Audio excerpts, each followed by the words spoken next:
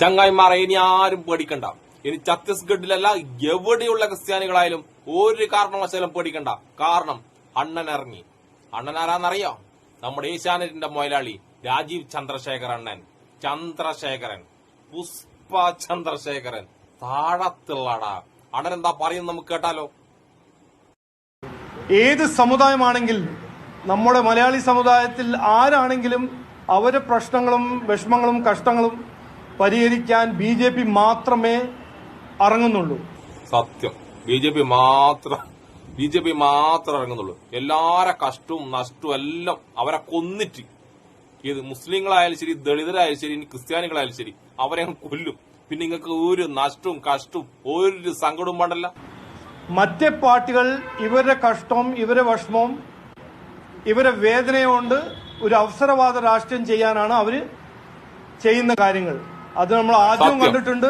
BJPക്കാർ യാതൊരു അവസരവാദവും ഇല്ല. എലക്ഷൻ അടുക്കുമ്പോൾ ക്രിസ്ത്യൻ പള്ളിയിലേക്ക് നമ്മളെ മുക്കുകുരിശും വെള്ളിക്കുരിശെല്ലാം കൊണ്ടുപോകുന്നത് അവസരവാദമൊന്നല്ല. അതൊക്കെ ഒരു ഭക്തിയുടെ മാർഗം, ഭക്തിയുടെ മാർഗം. അത് മുനമ്പമാണോ ഏത് കാര്യമാണോ ഏത് പ്രശ്നമാണെങ്കിലും കോൺഗ്രസ് ചെയ്യുന്നത് ഒരു അവസരവാദ രാഷ്ട്രീയം ആണെന്ന് ഞാൻ പറയാൻ ആഗ്രഹിക്കുന്നു. അതിന്റെ ഇടക്ക് മുനമ്പത്തിന്റെ കാര്യം പെടുത്തണ്ട. മുനമ്പത്തുള്ളവരെ ഊമ്പിച്ച് മുനമ്പത്തുകാരം എന്നിട്ട് വന്നിട്ട് ഈ ഡയലോഗ് അടിക്കുന്നത്.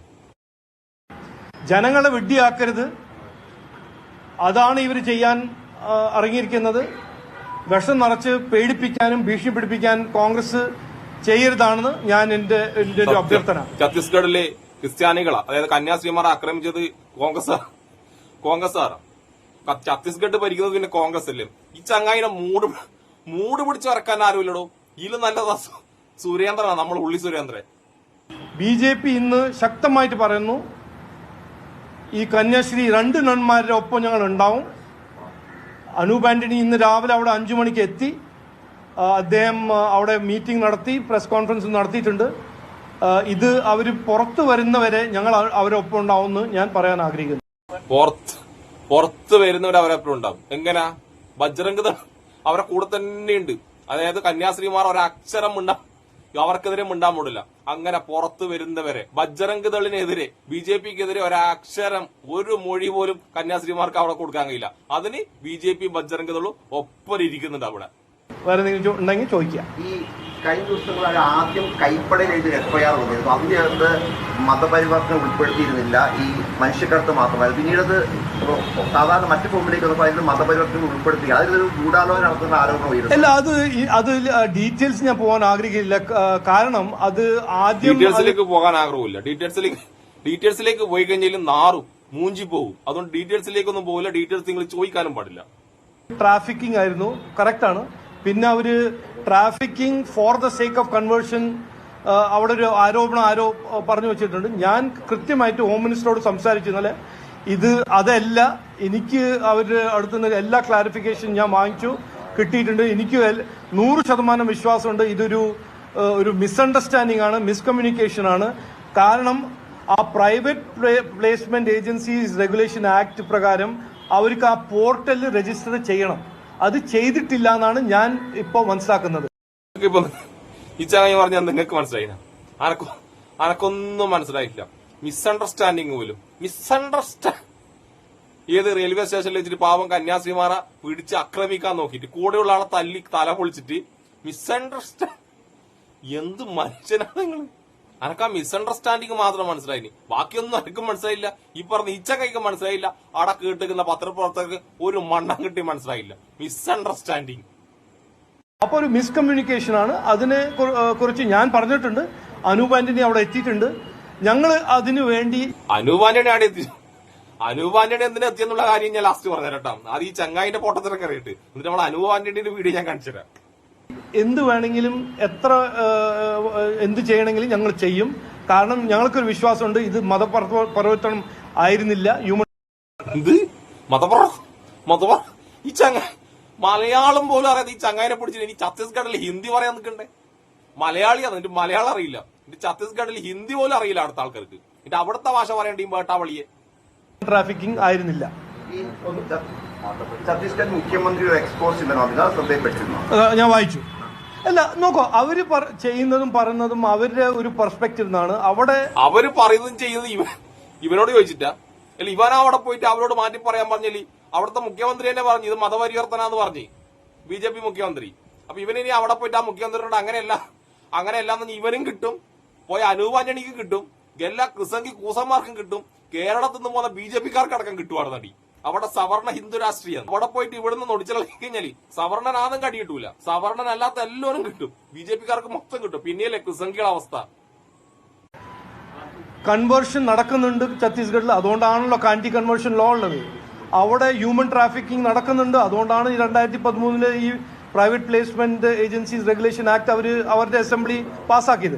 നടക്കുന്നുണ്ടെങ്കിൽ നിങ്ങൾ ഉറപ്പിച്ച് പറയടോ, ആ കന്യാസ്ത്രീമാര് മതമാറ്റം നടത്താനാ പോയിന്ന് പറയണം. അത് പറയേണ്ട കുണ്ടിക്കുറപ്പുണ്ട് എനിക്ക്, അതെനിക്ക് പറയാനും കഴിയില്ല. 2 വള്ളത്തിലും കാലിട്ടിട്ട് ഇങ്ങനെ ഇത് കീറും, അണ്ടം കീറും നിന്റെ അടുത്ത ഇലക്ഷൻ നോക്കിക്കോ. അതൊരു അവരുടെ ഒരു ക്ലിയർ ഇഷ്യൂ ആണ്. ഞങ്ങൾ പറയുന്നത് ഇത് നടന്നത് അതല്ല, ഈ നടന്നത് ദതല്ല, ഇതിന്റെ വേറെയാണ്. ഇത് ഇത്രയും വിവാദമായത് കൊണ്ട് മാത്രമാണ് ദതല്ല എന്ന് പറയുന്നത്. അല്ലാണ്ട് ഇത് വിവാദമായിട്ടില്ലെങ്കിൽ ആ കന്യാസ്ത്രീമാർ മതപരിവർത്തനം നടത്തിയെന്ന് പറഞ്ഞിട്ട് ഇവർ അനങ്ങാണ്ടിരിക്കും. ഇതാരാ വിവാദമാക്കിയത്? സോഷ്യൽ മീഡിയ പ്ലാറ്റ്ഫോമിലാണ് ഈ സാധനം കത്തിന്. അതിനുശേഷമാണ് നമ്മുടെ മുഖ്യധാര മാധ്യമങ്ങൾ വരെ എടുത്തത്. അതൊന്നും ആലോചിക്കണം കേട്ടാ. ഇവിടുത്തെ പള്ളിയിലച്ചന്മാരും പാതിരിമാരെന്നുള്ള ഇത് കത്തിച്ചിനി സോഷ്യൽ മീഡിയയിലെ നിഷ്പക്ഷരായ ആൾക്കാർ മതസൗഹാർദ്ദം നിലനിൽക്കണമെന്നും അഭിപ്രായ സ്വാതന്ത്ര്യവും സഞ്ചാര സ്വാതന്ത്ര്യം നിലനിൽക്കണമെന്ന് വിചാരിക്കുന്ന കുറെ നല്ല ആൾക്കാരാണ് ഇതിനെതിരെ ആദ്യം പ്രതികരിച്ചത്. അതിനുശേഷമാണ് പാതിരിമാരും പള്ളിയിലച്ചന്മാരും ബാക്കിയുള്ള പാർട്ടിക്കാരും ഈ വേട്ടാവളിയനായ രാജീവ് ചന്ദ്രശേഖരൻ അടങ്ങുന്ന BJPക്കാരും പ്രതികരിച്ചത്. BJPക്കാർ ഇപ്പോഴും രണ്ട് തോണിയിലുള്ള കളസങ്കീർന്ന് എടുത്തേ ഇരിക്കുന്നു. അത് ഞങ്ങൾ ക്ലാരിഫൈ ചെയ്യാൻ അനൂപ് ആന്റണിയും പോയിട്ടുണ്ട്, ഞാനും സംസാരിച്ചിട്ടുണ്ട്. അത് ഞങ്ങൾ ശക്തമായിട്ട് ചെയ്യും. കാരണം ഞങ്ങൾക്ക് വിശ്വാസമുണ്ട് അത് അവിടെ ഇവര് പോയത് അതിനു വേണ്ടിയിട്ടല്ലാന്ന്. കന്യാസ്ത്രീകൾക്കോ എന്തിനു വേണ്ടിയിട്ടല്ലാന്ന് പറയുന്നില്ല. മതപരിവർത്തനല്ല പോയതെങ്കിൽ നിങ്ങൾ അവിടുത്തെ മുഖ്യമന്ത്രിയോട് അമിത്ഷാനോടെല്ലാം പറയണം. ധൈര്യമുണ്ടെങ്കിൽ രാജീവ് ചന്ദ്രശേഖര നിങ്ങൾ പറയുന്ന പറഞ്ഞ അണ്ടം കീറുന്നിന്റെ എല്ലാം ഉത്തരേന്ത്യ പോയിട്ട് ക്രിസ്ത്യാനികൾക്ക് വേണ്ടി വാദിച്ചു കഴിഞ്ഞാല് കീറി വിടും. കീറി അതിന്റെ അകത്ത് അണ്ടത്തിന്റെ അകത്ത് മുളക് തേച്ചിട്ട് ഇങ്ങനെ വിടുക. ഇനി ഈ ചങ്ങായി ഇടക്കിടക്ക് ഒപ്പിടുന്ന പോലെ പറയുന്നുണ്ടല്ലോ, അനൂപ് ആന്റണിനെ വിട്ടിട്ടുണ്ട്, ഞാൻ അനൂപ് ആന്റണിനെ വിട്ടിട്ടുണ്ടെന്ന്. ആരാ അനൂപ് ആന്റണി? ആരാ? BJPന്റെ എന്തോ ഒരു സാമാന. ഓനെന്തിനാ അവിടെ പോയിനി? ഓനെന്തിനാ പോയെന്ന് ഓനെന്നെ തിരിഞ്ഞില്ല. ഞാനൊരു വീഡിയോ കാണിച്ചു തരാം. ഓനെന്തിനാ പോയത് നിങ്ങൾക്ക് ഇരിയെങ്കിൽ നിങ്ങളൊന്ന് കമന്റ് ചെയ്യട്ടാ. അനൂപ് ആന്റണി ഉപമുഖ്യമന്ത്രിയുമായിട്ടുള്ള കൂടിക്കാഴ്ച. ഇതിൽ ഉപമുഖ്യമന്ത്രി അനൂപ് ആന്റണിയെ പൊന്നാട അണിയിക്കുന്നു. അതെന്തിനാണോ?